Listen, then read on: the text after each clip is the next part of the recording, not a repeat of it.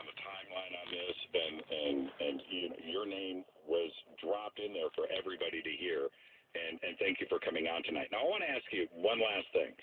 When you look at a funny thing, and the Bible, swearing on the Bible stuff with the astronauts, it can be difficult to watch. You squirm in your seat a little bit, and it's very courageous for you to go and do that. But would you do anything different the way that you approached it? Well, a funny thing happened on the way to the moon. It's the first and better film, which has the newly discovered footage in it. The second follow-up film is Astronauts Gone Wild. That's where I had the idea, well, why don't I just go up and put a Bible in front of these guys and see if they're swearing the Bible that they walked on the moon.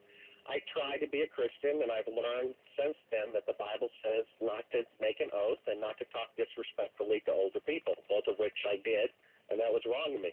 I apologized later to Buzz Aldrin, and he, that day I apologized to him, ordered a copy of The Funny Thing Happened on the Way to the Moon. The fact is, we live in a world that has good versus evil, God versus the devil, truth versus lies. And putting a man on the moon is allegedly the greatest accomplishment of mankind, just as it was in the first phase, the Tower of Babel. And, of course, the Tower of Babel was never finished. The great ship Titanic that said in print, the ship that God himself could not sink, was never finished. And Tricky Dick Nixon said putting a man on the moon was the greatest event since creation itself when he knew they weren't there.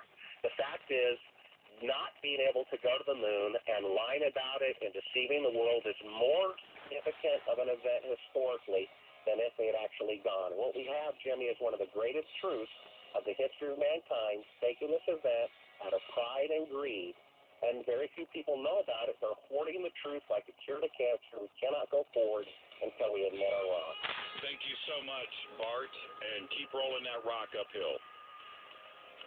This is Coast to Coast.